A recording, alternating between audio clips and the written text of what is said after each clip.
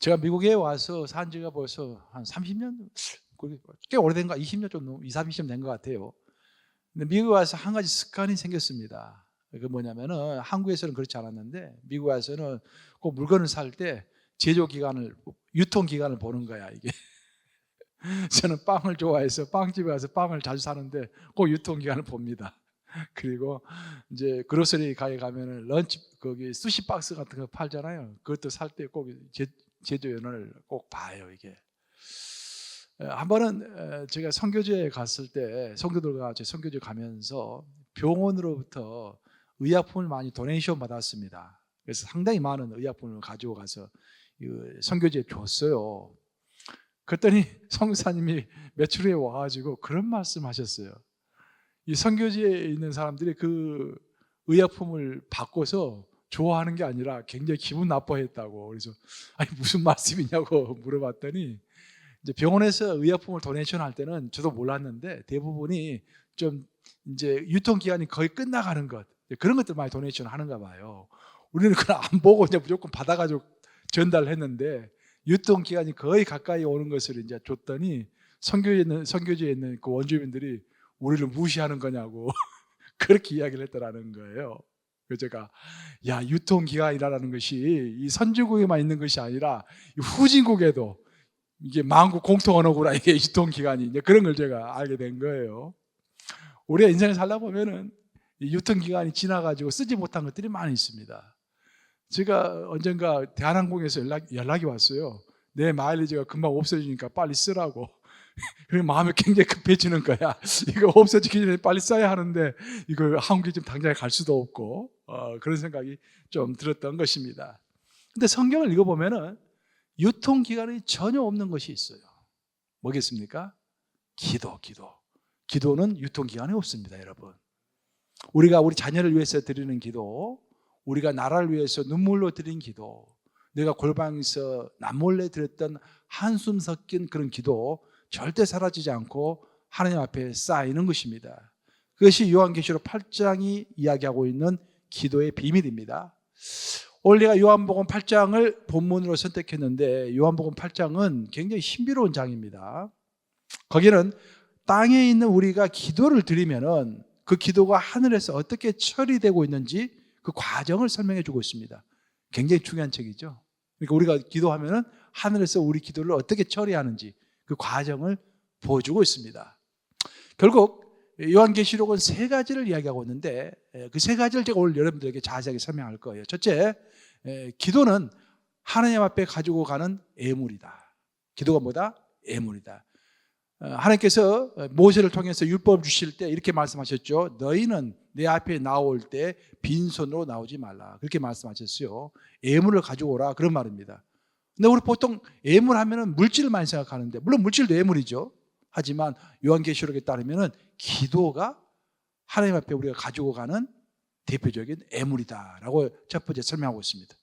두 번째, 우리가 땅에서 기도를 드리면은 그 기도는 결코 사라지지 않고 하나님 앞에 있는 금향로에 기도가 쌓인다라고 되어 있습니다. 셋째, 그 쌓인 기도는 하나님의 때가 되면은, 그 하나님의 때까지 기다려야겠죠. 그 하나님의 때가 되면은 하나님의 방법으로 응답이 되는 것입니다. 그래서 기도라는 것은 씨앗을 심는 것과 똑같아요. 씨앗을 심으면은 우리가 당장에 그 다음날 열매를 따먹을 수가 없잖아요. 씨앗을 심었으면은 뭐 1년, 2년 이렇게 기다려야 할 거 아니겠습니까? 그처럼 요한계시록에 따르면은 기도는 땅에 심는 것이다, 하늘에 심는 것이다, 그런 말씀을 하고 있는 것입니다. 오늘 본문은 요한계시록인데 12사도 중에서 제일 오래 살았던 사도가 누굴까요, 여러분? 눈치가 빠른 사람은 알겠죠. 요한은 거의 100세 가까이 살았어요. 오늘날도 100세까지 살면 오래 사는 건데, 그 당시 100세까지 살았으면 굉장히 오래 산 거죠. 요한이 밤모섬에 유배를 갔습니다.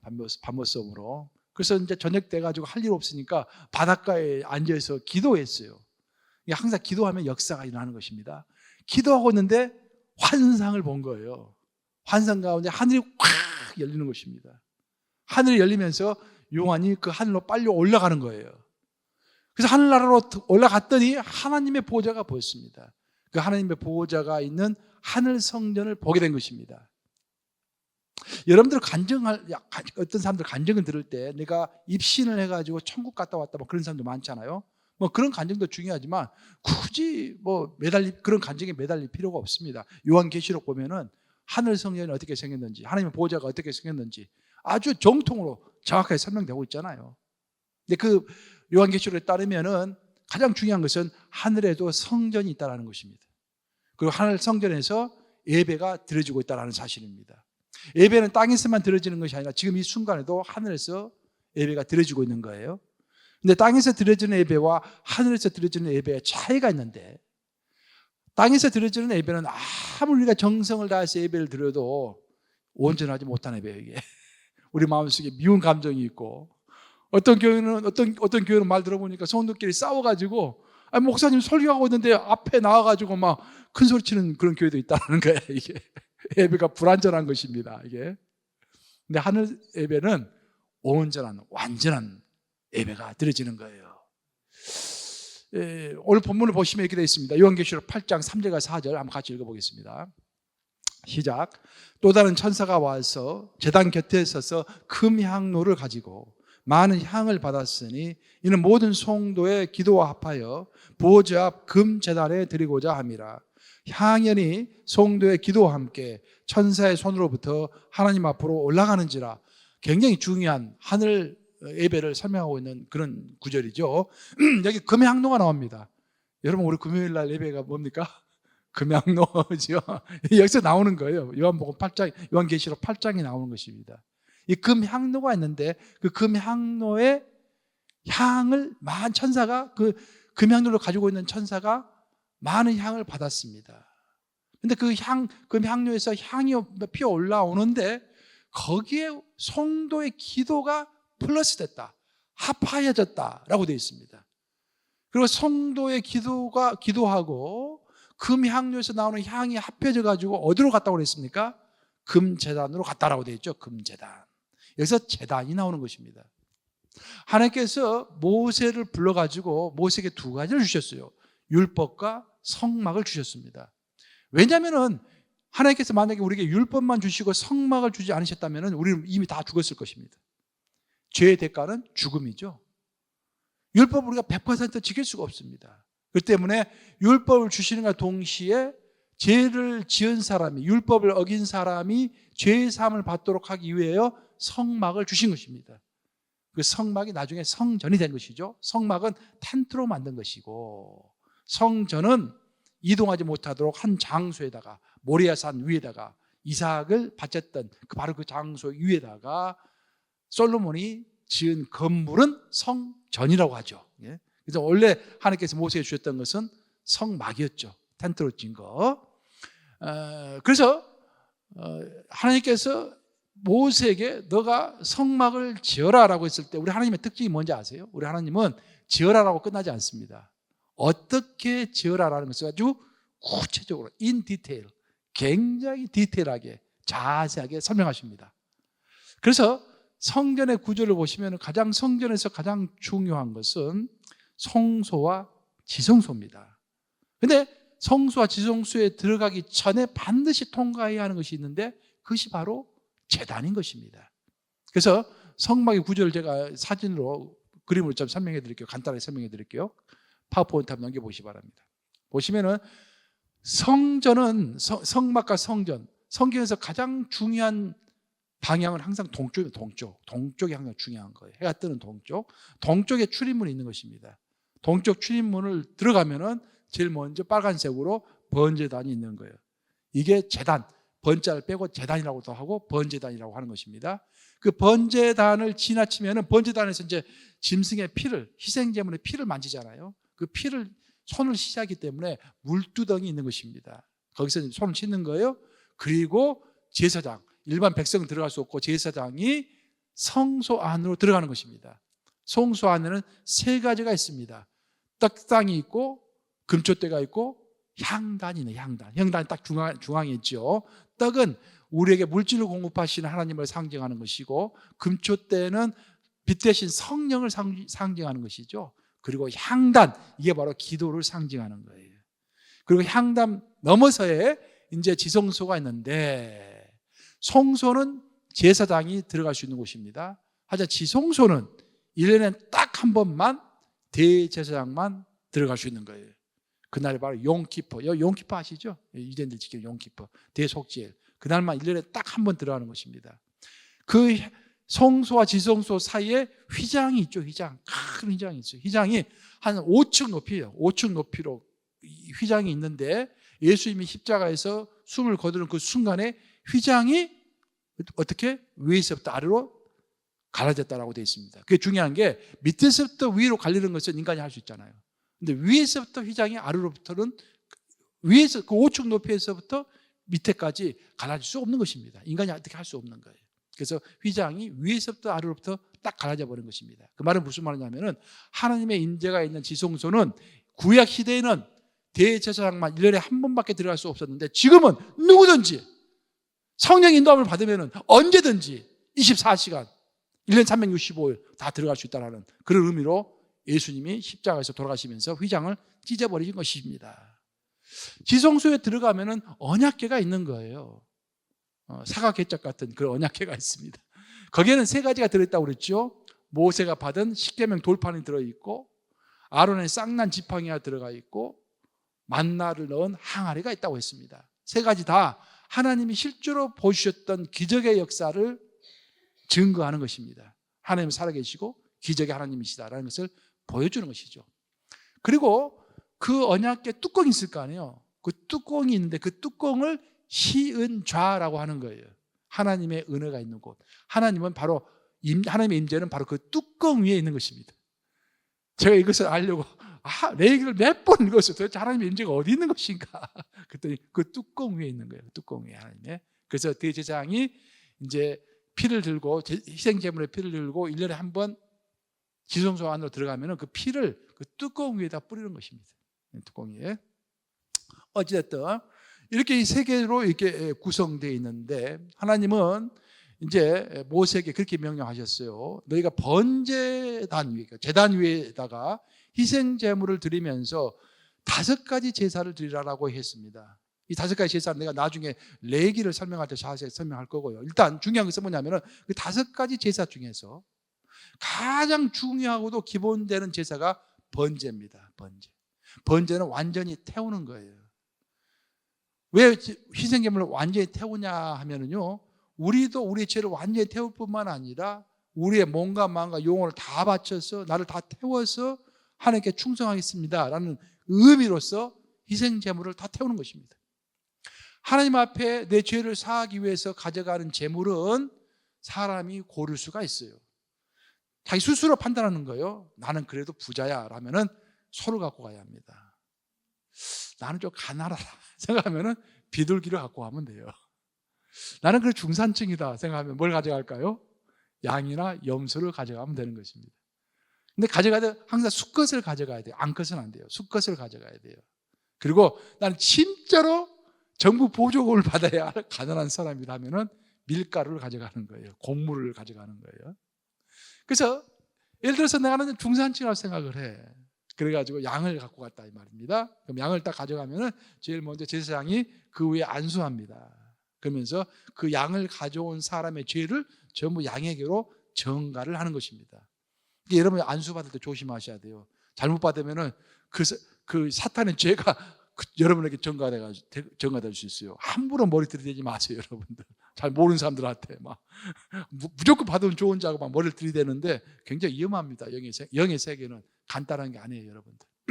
어찌됐든 그래서 양 위에다가 안수함으로 인해서 그 사람의 죄를 그쪽으로 전부 전가를 시키고 그 다음에 제사장이 양을 죽이는 거예요. 참 이게 힘들어요. 제사장이 죽여야 돼.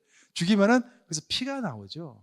그 피를 받는 거예요. 양동이에다가 피를 다 받은 다음에 그 피를 제단은 사각형으로 돼 있죠. 사각형으로 동서남북으로 돼 있죠. 그 피를 제단 사방에다 다 이렇게 뿌리는 것입니다.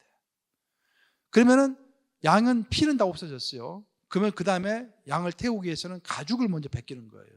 가죽을 벗긴 다음에 그 가죽은 누구 것입니까?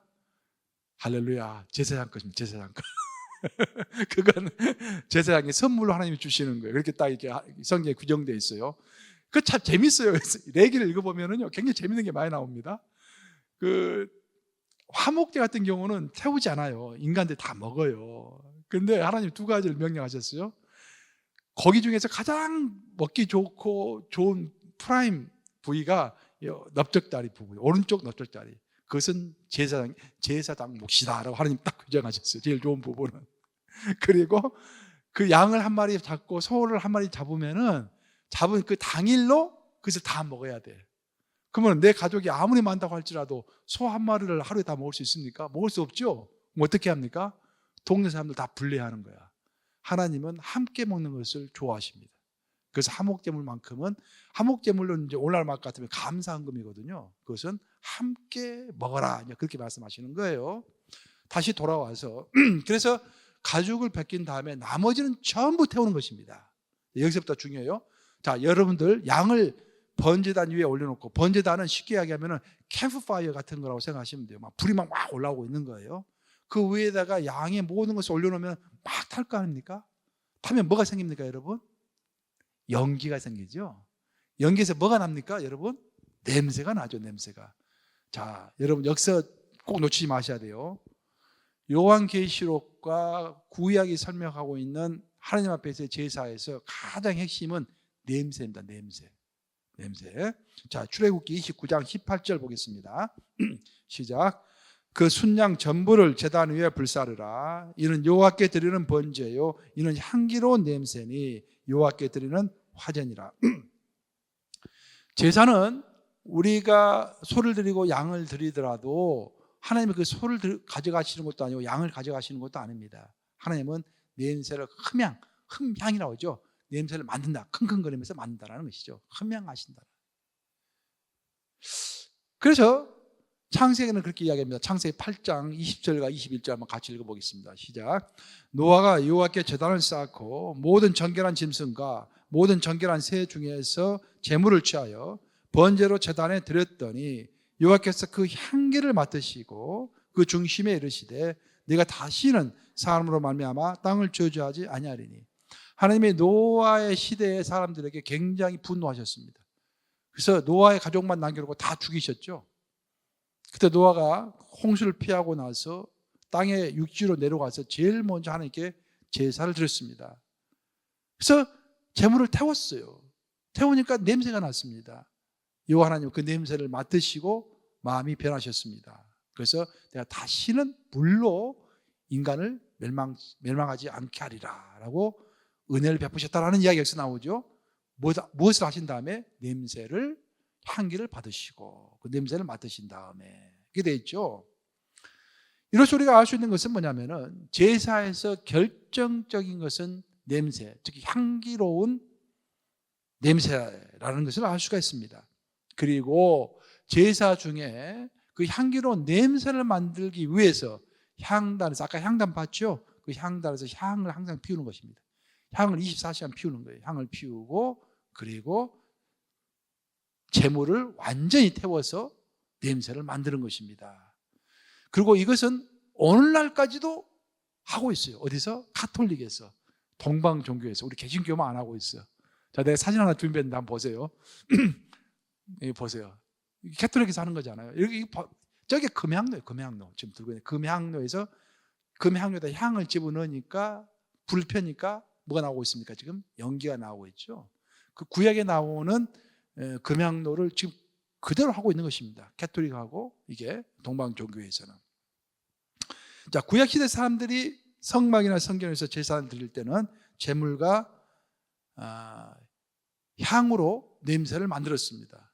근데 오늘 본문을 보시면은, 요한계시록 보시면은 하늘나라에서 제사를 드릴 때는 향은 있죠. 향이 있다고 그랬죠. 하나님이 향을 줬다고 그랬죠. 천사에게 향을 줬습니다. 향은 있어요. 근데 뭐가 없습니까? 제물이 없는 거예요. 제물이. 그래서 그 하늘나라에서 제사를 지낼 때 제물의 역할을 하는 것이 뭡니까? 기도다라는 것입니다. 땅에서 제사를 드릴 때는 향과 제물이 필요하죠. 염소나 양 같은 거. 근데 하늘에서는 향은 있는데 제물을 드릴 필요는 없어요. 대신 제물 대신 뭘 드리고 있습니까? 기도를 드려서 향과 기도가 합하여서 하나님의 금향로로 올라갔다라고 오늘 본문은 설명하는 것입니다. 이해되시죠? 다 보세요. 또 다른 천사가 와서 제단 곁에 서서 금 향로를 가지고 많은 향을 받았으니 그 금 향로에 향을 받아서 냄새가 올라오는 것입니다. 이는 모든 성도의 기도와 어떻게 해서 합하여 보호자 금 제단에 드리고자 함이라. 그렇죠? 그래서 하늘나라에서의 제사는 향과 짐승, 희생제물로 드리는 것이 아니라 향과 기도로 드리는 것이다. 그래서 우리의 기도는 뭐다? 하나님 앞에 드리는 희생제물이다, 예물이다 라는 것입니다. 이해되십니까 여러분? 기도가 그런 의미가 있는 거예요. 굉장한 의미가 있는 것입니다. 하나님은 다시 말씀드리지만 너희가 내 앞에 올 때는 빈손으로 나오지 말라라고 하셨어요. 그러면 마음에 부담이 되죠.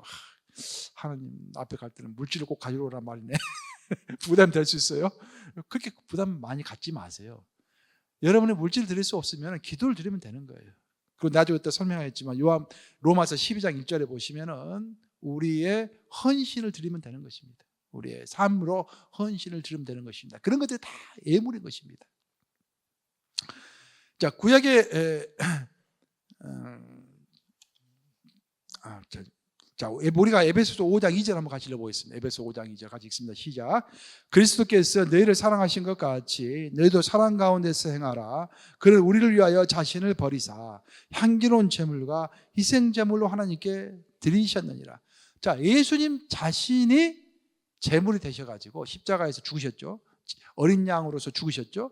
제물이 되셔가지고 향기로운 냄새가 되었다라고 에베소서는 소개하고 있습니다. 이로써 우리가 알 수 있는 게 뭐냐면은, 자, 구약 시대의 제물은 짐승이었습니다. 신약 시대의 제물은 예수님이셨습니다. 그럼 하늘나라에서의 제물은 뭡니까? 기도. 야, 우리 장로님 역시 다른 분들은 자신감이 없으신 것 같아요. 내가 이렇게 설명했음에도 불구하고 하늘에서의 제물은 뭐다? 기도. 이 기도가 이렇게 중요한 것입니다. 그래서 제사를 드리려고 하나님 앞에 나아가는 자는 반드시 제물을 가지고 나가야 하는 것처럼 오늘날 하나님 앞으로 나아가는 우리는 반드시 기도를 제물로 삼아서 하나님 앞으로 나아가야 하는 것입니다. 그죠? 기도라는 것이 참 내 필요만 아뢰고 그런 것이 기도가 아니에요. 기도 더 중요한 것은 기도는 예물 그 자체입니다. 하나님 앞에 나갈 수 있는 어떤 암호 같은 거예요. 암호. 여러분 암호가 뭔지 아시죠? 저도 군대에 있을 때 보면 보조 쓰다가 보조 교대할 때 아는 사이임에도 불구하고 꼭 물어봐요. 암호 하면 저쪽에서 뭐라 해야 돼? 그래야 이제 딱 들어올 수 있는 거거든요. 우리가 하나님 앞에 하나님 보호자 앞으로 가려면 반드시 제물을 가지고 가야 하는데 땅에서 하늘 보호자로 갈 때 가지고 가는 제물이 뭐다? 기도. 구약에 나와 있는 제사법이 우리에게 주는 핵심 메시지는 하나님 앞에서 예배를 드리는 자는 향기가 있는 예물을 가지고 가야 한다는 것입니다. 그럼 여기서 이제 우리가 곰곰이 생각해 봐야 돼요. 자, 그러면 신약 시대를 우리는 지금 살아가고 있는데 신약 시대의 향기로운 예물이 뭘까? 세 가지가 있다고 성경은 이야기합니다. 첫째는 기도라고 그랬죠. 하나님 앞에 갈 때 우리가 예물을 가지고 가야 하는데 신약 성경이 이야기하고 있는 첫 번째 예물은 기도입니다. 두 번째는 물질입니다. 우리 헌금이죠. 자, 빌립보서 4장 16절과 18절 같이 읽습니다. 시작. 데살로니가에 있을 때에도 너희가 한 번뿐만 아니라 두 번이나 나의 쓸 것을 보내었도다. 내게는 모든 것이 있고 또 풍부한지라. 에바브로디도 편에 너희가 준 것을 받음으로 내가 풍족하니 이는 받으실 만한 향기로운 제물이요 하나님을 기쁘시게 한 것이라. 자, 빌립보 교회 성도들은 사도 바울이 유럽의 첫 번째로 세운 교회가 빌립보 교회였죠. 빌립보 교회에는 누가 있었습니까? 루디아가 루디아. 사도 바울은 사역할 때 굉장히 어려움이 많이 있었음에도 불구하고 끝까지 사역을 감당할 수 있었던 이유가 뭐냐면은 그 사도 바울의 오른쪽에는 디모데가 있었죠. 왼쪽에는 누구라고 그랬죠? 내가 디도가 있었어요. 오른쪽에는 디모데, 왼쪽에는 디도. 그리고 뒤에는 누가 있었습니까? 루디아가 있었어요. 루디아는 마담 뚜 같은 사람이야.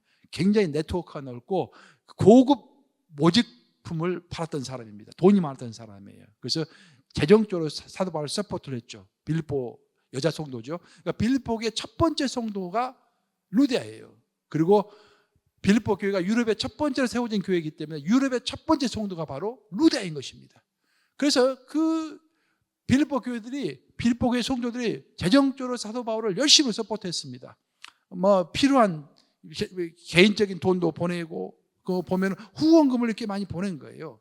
그래서 사도 바울이 고백한 것입니다. 내가 나에게 준 후원금, 즉 헌금이죠. 그 헌금은 하나님이 기뻐 받으시는 향기로운 뭐다? 재물이다. 여기서 향기로운 재물 또 나오죠. 그래서 우리가 알 수 있는 것은 뭐냐면은 하나님 앞에 드릴 수 있는 재물은 첫 번째는 기도이고 두 번째는 물질이다. 세 번째, 사도 바울이 로마서에서 명확히 이야기하고 있는데 그 유명한 로마서 12장 1절 한번 같이 읽어보겠습니다. 시작. 그러므로 형제들아 내가 하나님의 모든 자비하심으로 너를 권하노니 너희 몸을 하나님이 기뻐하시는 거룩한 산 제물로 드리라. 이는 너희가 드릴 영적 예배니라. 자, 우리가 하나님 앞에 드릴 수 있는 예물 또 다른 것은 뭐냐면 내 자신의 헌신된 삶입니다. 온전히 하나님을 사모하면서 드리는 내 자신을 드리는 삶. 네? 그런 이야기 있잖아요. 워너메이커라고 미국의 유명한 백화점 사장이 있잖아요. 문득 제 생각나네요. 나중에 채시부 장관까지 했어요, 그 사람이. 그래서 중국에 갔는데 중국에 가서 봤더니 이제 교회를 시찰했어요. 이제 중국 교회를 좀 도와주고 싶어가지고. 근데 어느 예배당을 새로 지었다고 하는데 그 예배당 앞에 어떤 논이 있는데 그 논에서 그 소가 이제 쟁기를 끓여야 하잖아요. 소가 쟁기를 끄는데 사람이 쟁기를 끌고 있더래요. 어떤 젊은이가. 소 한 마리하고 젊은이하고 둘이 쟁기를 끌고 있는 거야. 그래서 이제 그 아버지는 앉아 있고. 그래서 워너메이커가 물어봤다라는 거 아닙니까? 아니, 왜 당신 아들이요? 아들이라고 그러니까. 왜 당신 아들이 쟁기를 끌고 있습니까? 소하고 같이. 그랬더니 저놈이 저 성전을 짓는데 나한테 이야기하기를 소 한 마리 팔아서 성전을 짓는데 돈을 주고 싶다고, 헌금하고 싶다고 그래서 내가 정신이 있냐라고 그랬더니 아버지 걱정하지 마세요. 그 소 한 마리 역할을 제가 하겠습니다. 라고 했다는 거 아니야. 그리고 소 한 마리를 팔아가지고 헌금하고 자기가 그 쟁기를 끄는 거예요. 큰 감동을 받고 그 워너메이커가 그 사람을 미국 데리고 와가지고 신학 공부를 시켰습니다. 그래서 중국의 제1호 목사가 된 거예요. 그 사람이. 중국 교회의 기둥이 된 것이죠. 실화입니다. 실화. 그처럼 우리가 헌신하고자 하는 거, 물질이 없을 수 있죠. 우리가. 근데 걱정하지 말라는 것입니다. 물질을 드릴 수 없으면은 우리 헌신을 드리면 되는 것입니다. 그렇죠? 그래서 신약 성경에 나오는 하나님 앞에 가지고 갈 수 있는 예물은 세 가지입니다. 첫째는 기도이고, 둘째는 물질이고, 셋째는 헌신이라고 할 수가 있겠습니다. 요한계시록에 나오는 이제 이렇게 해서 첫 번째 오늘 내가 하고 싶은 이야기가 끝났고요. 이제 두 번째, 요한계시록에 나와 있는 기도를 좀 더 자세하게 살펴보면 두 가지 특징이 있어요. 요한계시록에 따르면은 우리가 한 땅에서 기도를 드리면은요, 기도가 하늘로 올라간다라는 것입니다. 그 결코 흩어지지 않고 그 기도가 금양로에 쌓인다라는 것입니다. 그 쌓인 다음에는 더 중요한 것은 뭐냐면은 하나님의 때까지 기다리고 있다가 하나님의 때가 되면은 그 기도가 응답된다라는 것입니다.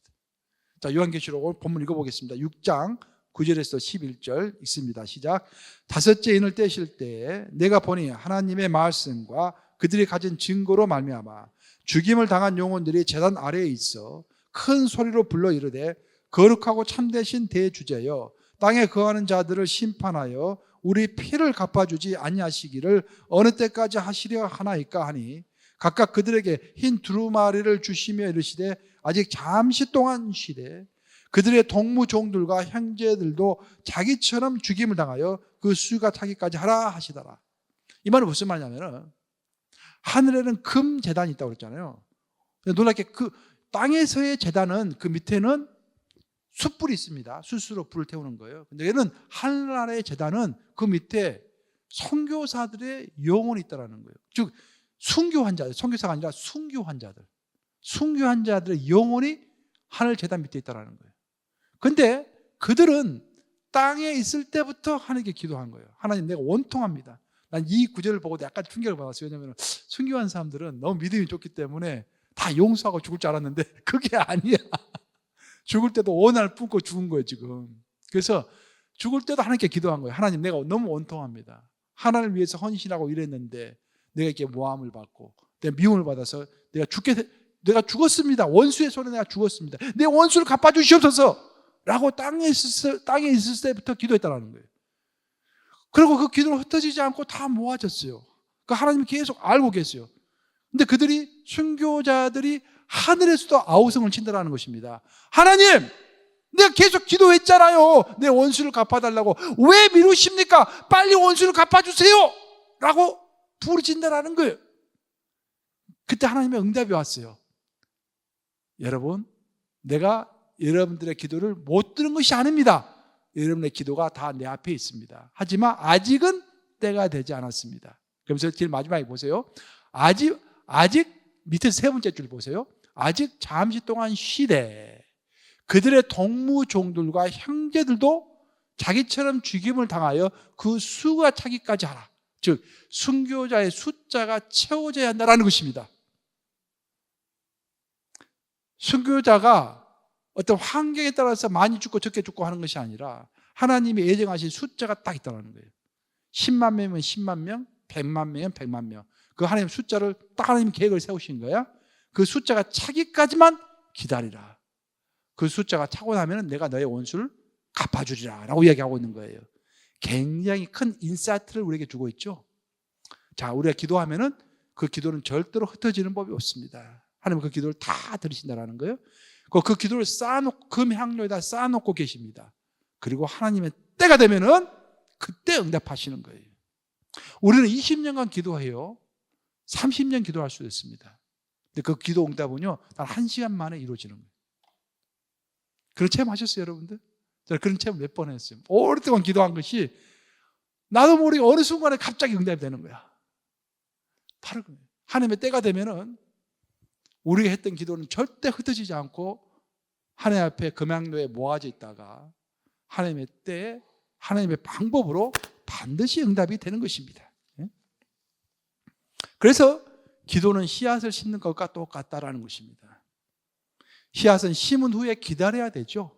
기도도 심은 후에 우리가 기도한 다음에 기다려야 하는 것입니다. 한 번은 이런 이야기가 있어요. 한 번은 수도사가 이제 길을 걷다가 7월 달 정도 됐는가 봐요. 굉장히 더운 날씨였어요.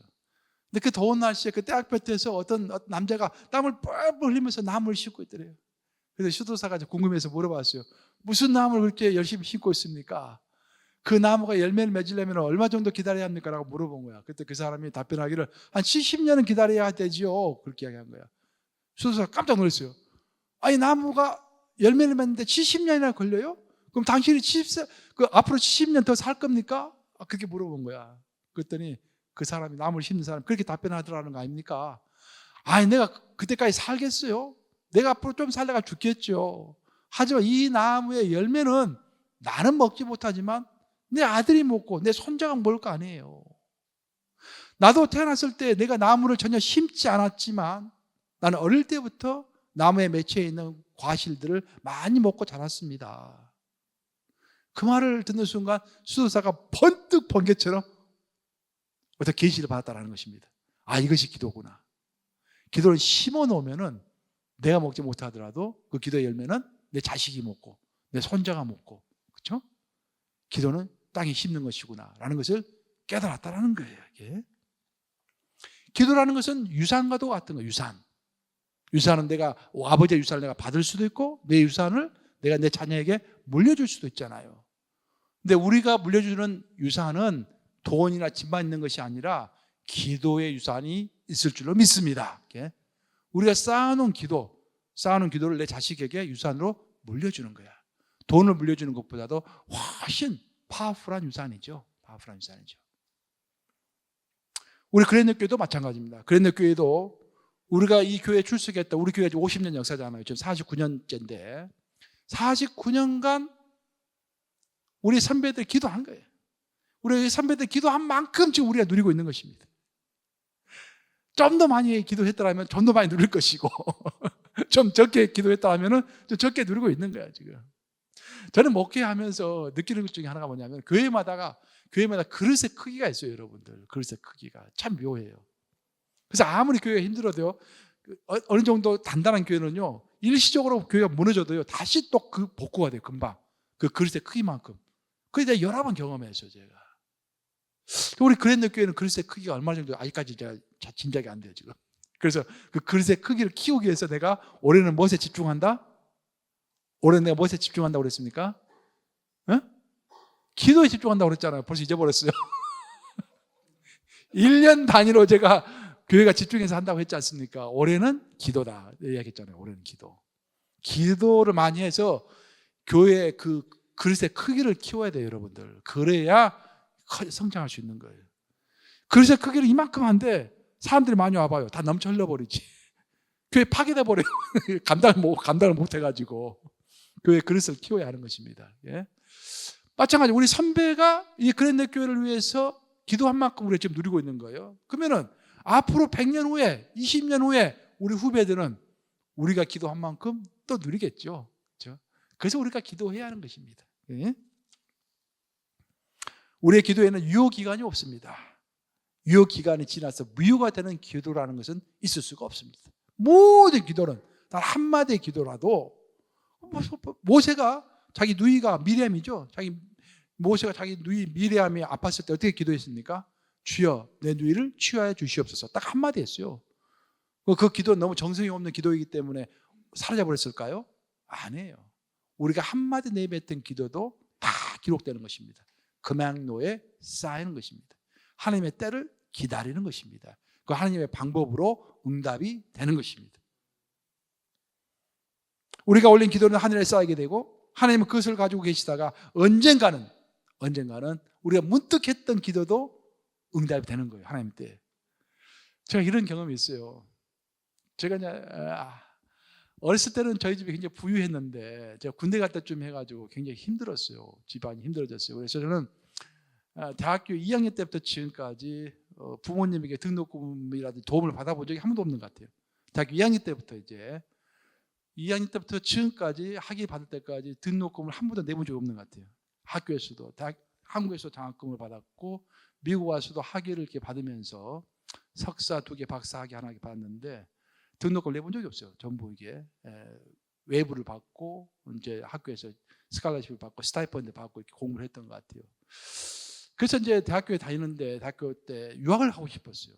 저에겐 3가지 소원이 있었어요.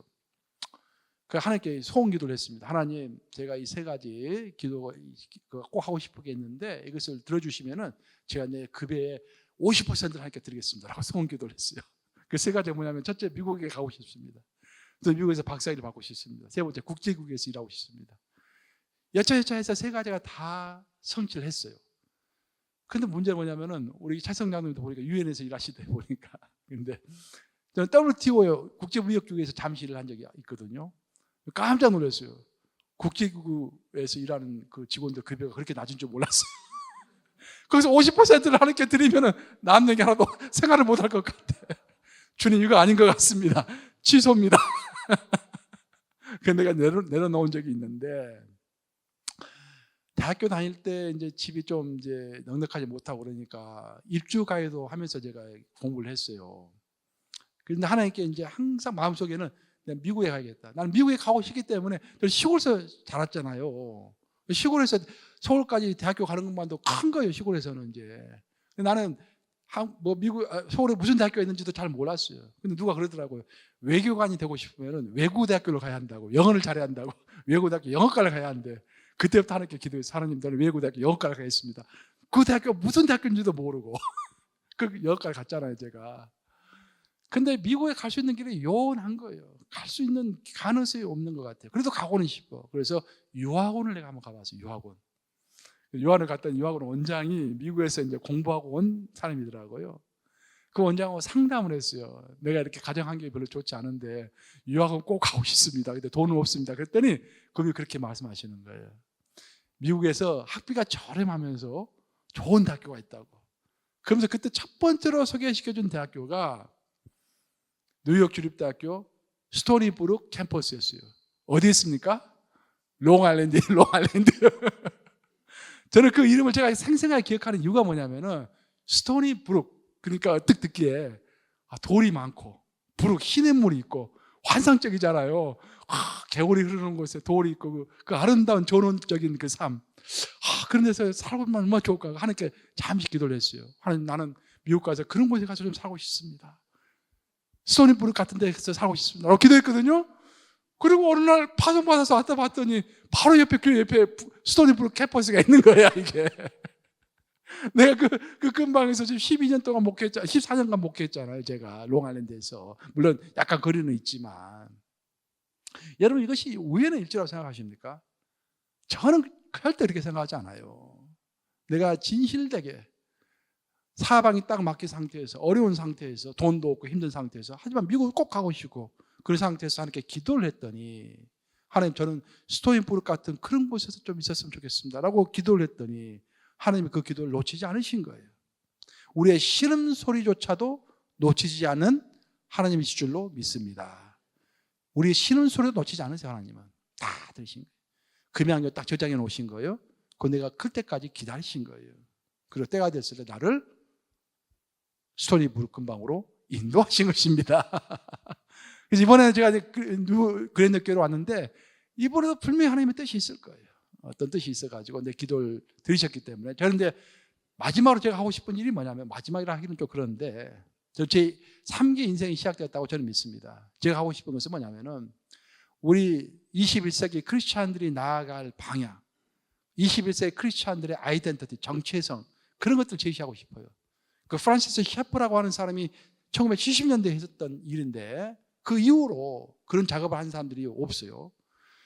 그 작업을 하기 위해서는 전 세계의 정치, 경제, 사회, 문화, 사상이 어떻게 흐르고 있는가, 그 앞으로 인류의 미래는 어떻게 될 것인가, 그런 것을 우리의 성경적인 관점에서 이 시대를 어떻게 해석해야 할 것인가, 우리가 어떻게 시대를 이겨내고 시대를 압도할 수 있을 것인가, 우리 기독인의 정체성은 어떻게 21세기에 변화가 돼야 할 것인가, 그런 것들을 제시하고 싶은 거예요.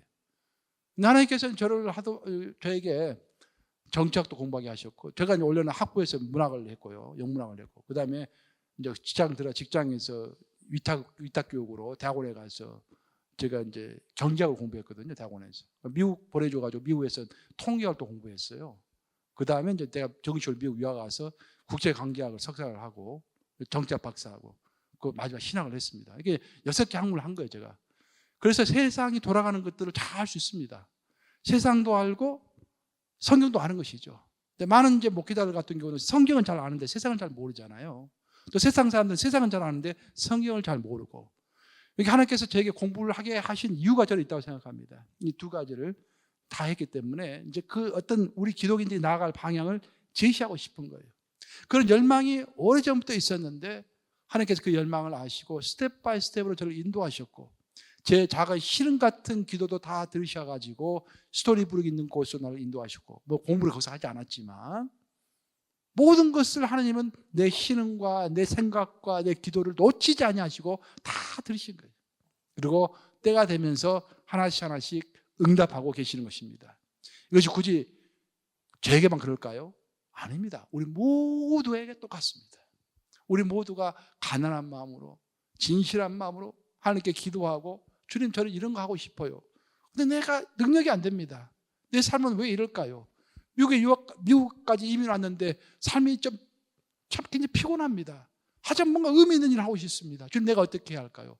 기도하면은요, 하나님 분명히 들으십니다. 분명히 들으시고 여러분들에게 꼭 적합한 곳으로 분명히 인도하십니다. 그것을 요한계시록은 이야기해 주는 거예요. 우리가 땅에서 기도하면 그 기도는 절대로 흩어지는 법이 없다. 그 기도는 금양료에 다 쌓이는 것이다.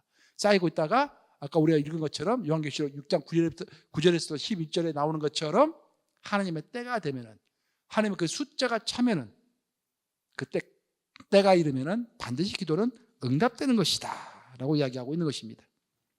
이제 말씀 마무리합니다. 사실 신앙의 세계는 여러분들 깊이의 세계입니다. 깊이. 신앙생활을 한다고 하면서도 깊이가 없으면은요, 그것은 짠맛을 잃어버린 송가도 같은 거예요. 그리고 그가 가진 종교는 엔터테인먼트입니다. 오늘 우리가 이 예배를 드리기 위해서 이 자리에 모였는데, 여기서 우리가 영적인 깊이가 없고 하늘의 권세가 있다, 이 가운데 임하지 않는다고 한다면은요, 우리 예배는 엔터테인먼트에 불과한 거예요. 오락에 불과하다, 그런 말입니다.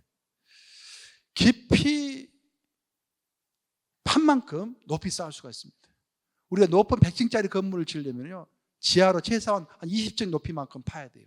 그래야 높이 쌓을 수가 있는 것입니다. 깊이 파지 않은 상태에서 높이 쌓으면요 금방 무너집니다. 그것이 바로 예수님이 말씀하신 모래 위에 지은 집과 같은 것이라고 예수님은 말씀해 주셨죠. 그럼 우리의 신앙에 깊이가 있어야 하는데, 그럼 기독교 신앙에서 깊이라는 것이 무엇일까? 많은 사람들 깊이 하면은 생각하기를 많이 아는 것이 깊이 있는 거 아닌가 그렇게 생각합니다. 아니에요. 기독교에 있어서 깊이라는 것은요, 내가 죽기까지 예수님을 신뢰할 수 있으면은 그 사람이 제일 깊이가 있는 것입니다. 우리의 깊이는, 기독교의 깊이는 신뢰와 밀접한 관계가 있는 거예요. 내가 내 몸을 살아서 죽기까지 예수님을 배반하지 않고 신뢰하고 있다고 한다면 그 사람의 믿음은 이미 그 깊이를 증명해 보인 것입니다. 하지만 아무리 입으로 떠들고 막 말 많이 하고 뭐 많이 아는 것 같이 해도 이만큼도 신뢰가 없고, 태풍이 조금만 불면 겁에 떨고 막 도망치고 싸우고 비판하고 그러면은 그 사람은 깊이가 전혀 없는 거예요. 기도도 마찬가지입니다. 기도의 깊이가 있으려면 하나님을 신뢰할 줄 알아야 합니다. 신뢰는 언제 우리가 판명이 되냐면요, 이루어지지 못할 것처럼 보일 때에도 이루어질 것이라고 믿는 것이 신뢰하는 것입니다. 내가 기도를 했으면 이 기도는 결코 사라지지 않는다라고 내가 100% 확신하고 있다고 한다면 그것은 내가 하나님을 이미 깊이 신뢰하고 있는 거예요. 내가 드린 기도는 단 하나도 사라짐이 없이 하늘에 쌓이고 하늘을 움직이는 권세이고, 그 기도가 응답이 될 때는 내 상상을 뛰어넘어서 놀라운 방법으로 응답되리라는 것을 마음에 확신하고 있다고 한다면 나는 하나님을 100% 신뢰하고 있는 것이고 내 믿음은 깊이가 있는 것입니다. 여러분, 우리가 씨앗을 땅에 심는 이유가 무엇입니까? 오늘 당장 열매를 보기 위해서 땅에 씨앗을 심는 것은 아닙니다. 지금은 아무것도 보이지 않아도 언젠가 이 씨앗에는 싹이 들 것이고 그 싹이 나무가 될 것이고 그 나무에 반드시 열매가 맺힐 것이라는 것을 믿기 때문에 그 씨앗을 심는 거 아니겠습니까? 우리 기도도 마찬가지예요. 기도할 때 믿음으로 기도해야 합니다. 내가 하는 기도, 진짜 이거 하나님 들으실까? 기도해 무슨 필요가 있을까? 기도하는 건 시간 낭비 아니야? 이 시간에 성경 한 챕터라도 있는 게 더 나은 거 아니야? 그런 마음을 없애야 돼요. 하나님을 절대적으로 신뢰하는 것입니다. 그런 의미에서 요한은 우리에게 요한계시록 8장을 통해서 하늘 보좌를 보여주신 것입니다. 성경에 따르면은요, 하나님의 때는 항상 도둑같이 갑자기 온다고 했습니다. 자, 노아의 홍수를 생각해 보세요. 하나님이 노아의 홍수를 내리실 때 처음에 비를 조금 내리게 하시고 그 다음에 많이 내리게 하시고 결국 홍수를 나게 하셨습니까? 아니에요. 노아 시대에는요, 비라는 것 자체가 없었습니다. 비가 전혀 내리지 않았어요. 그러니까 비라는 것을 이해할 수 없었어요, 사람들이. 근데 노아는 비가 내린다고 방주를 만들었으니 사람들이 전부 미쳤다고 그랬죠. 근데 하나님의 때가 되니까 갑자기 비가 내리는 것입니다. 다 죽은 것입니다. 하나님 때는 이렇게 갑자기 오는 거예요. 하나님의 기도 응답도 갑자기 오는 것입니다. 그리고 그 갑자기 올 때까지 우리는 하나님을 신뢰해야 하는 것입니다. 그래서 기도는 하나님을 신뢰할 때 끊임없이 끈질기게 할 수 있는 거예요.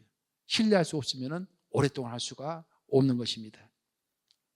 어쩌면 우리가 드린 기도의 열매를 보지 못하고 죽을 수도 있습니다. 그러나 내 자녀, 내 손자, 또 그 다음 세대는 내 기도의 열매를 맛보게 될 것입니다. 오늘 우리가 그랜드 교회를 위하여 드리는 기도의 열매는 100년 후에 성도들이 우리의 기도의 열매를 먹게 될 것입니다. 그러므로 기도를 포기하지 마시기 바랍니다. 내 눈앞에 아무것도 보이지 않아도 기도의 씨앗을 계속 심으시기 바랍니다.